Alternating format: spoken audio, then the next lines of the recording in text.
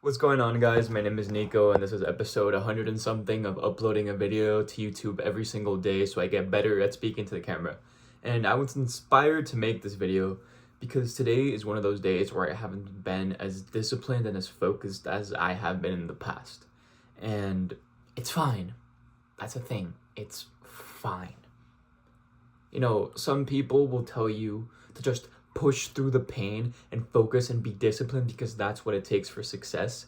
And other people will tell you, avoid burnout, take it easy, be nice and forgiving to yourself. And both approaches work, but it depends on who you are and what your current circumstances are. Both approaches work, but there are also approaches that are in the middle that work. And honestly, today is a type of day that I'm going in the middle. Why has today not been a very disciplined, focused, productive day for me? There are multitudes of reasons. And if I were to simplify it, I simplify every action every human takes, including myself. I simplify it to the accumulation of everything that's happened in my life or in their life plus genetics is the reason why I took these actions today. So at the end of the day, that applies to pretty much anything, right? And so why was I not productive today?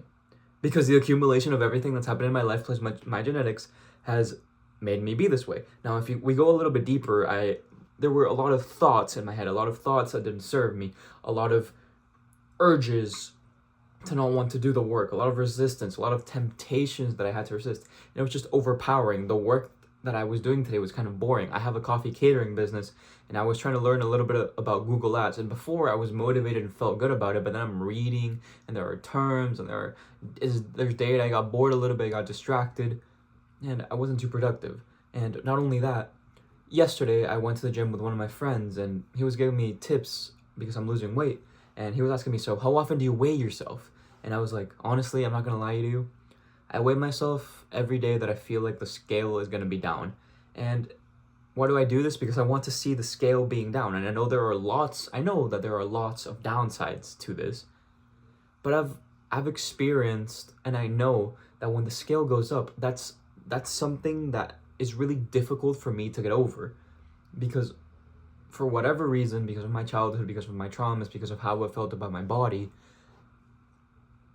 me looking at the scale being up, especially after putting in so much effort to lose weight, kind of destroys me in the head a little bit. I know this is something that I need to be okay with, and probably over a long enough period of time, it is way better to look at the scale every day, even if it goes up and down, because that's how it should be. But when it's down, I feel good about myself. Whether that's healthy or unhealthy, it gives me the energy and a good feeling and mood about myself to tackle life. Because how you begin your day is a really good indicator about how the rest of the day is going to go. If you're feeling good, it's going to be that much more likely and it's going to be that much easier for you to have a good day. If you begin your day by brain rotting or hearing bad news or being nervous or scared about what you're going to do or already anticipating how much pain you're going to feel today, it's not going to be as good. But if you get some nice sunlight, get a nice shower, your room's looking clean, you feel fine and prepared for the day. Maybe you achieve a hard task, you go on a run, you go to the gym, you study first thing in the morning, you take an online test, and you did well. Now your day is going to go that much better. You're going to be way better equipped to handle life's problems. And whatever. The urges, the scale being up, the fact that my sleep hasn't been good, and the fact that I've been in an aggressive cut. An aggressive cut is when I'm eating really low calories because I'm trying to lose a lot of weight fast. It's not good, but I need to lose a certain amount of pounds by a certain amount of time so I can reach my goals. And whatever, I'm not going to explain myself. It's the accumulation of everything, and there's probably other subconscious mechanisms that I experience, that you experience, not consciously, because it's subconscious, it means you don't experience it consciously. There are a multitude of reasons. And so what is it? Tell yourself, go be hard on yourself, have urgency, and go work hard and push through the pain. Can you do that right now? If you can do it, don't waste any more time on this video and go do whatever it is that you need to do. What about taking a chill day, going easy, forgiving yourself. Now, this is what a lot of us want to hear because, well, it's easier. It's kind of giving you permission and validation that it's okay not to do the work. And a lot of you, it is, I think for most of you, is what you should do, but you have to frame it from a position that's not weak. You have to do it from a strategic, genuine, non-BS angle, a non-BS way. You're not doing it because you're too tired and you need a burnout. You're doing it because it's the path of most sustainable resistance.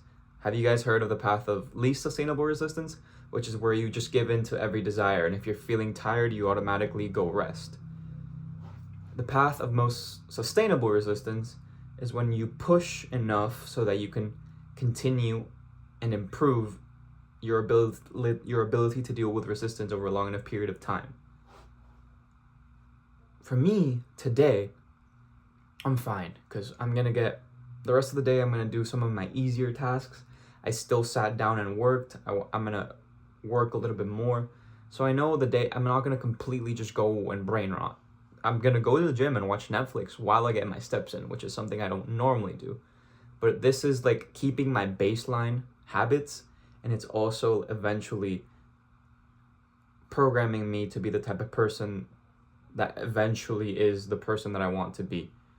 And again, there's also some negatives with this mindset. It's not perfect, but I've learned that sometimes going easy, I've learned that you need to find the path of most sustainable resistance, the path that balances rest and work. And it's hard and it's different for everyone. So find that. But you're watching YouTube videos right now.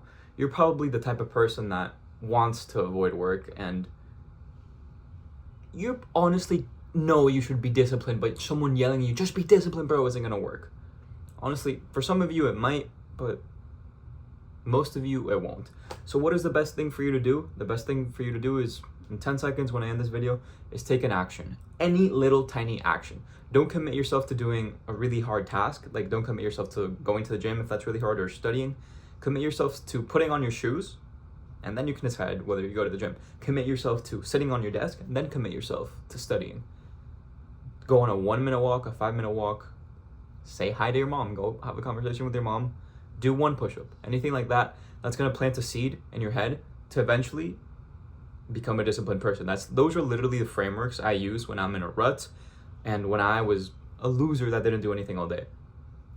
I used to get really motivated and do all the good habits for 2 weeks at a time, then completely fall off and do all the bad habits. And this was, I was in cycles of that for 6 years, 4 years, 4 to 6 years. And when I started just taking things really slowly and not trying to go from level 0 brain rot, eating junk food in bed, to level 10 discipline, going to the gym, working all day, when I stopped trying to jump from level 1 to level 10, and when I went from level 1 to level 2 to level 3 to level 4, back to level 2, then stayed at level 2 for a little bit, then back to level 1, then I went from level 1 to level 2 to level 3 to level 4, then I stayed at level 4. You progressively increase what level you stay at. Most of us want it fast. It's just not gonna happen fast. Anyways, God bless you if you believe in love. You already believe in God, man, because God is love.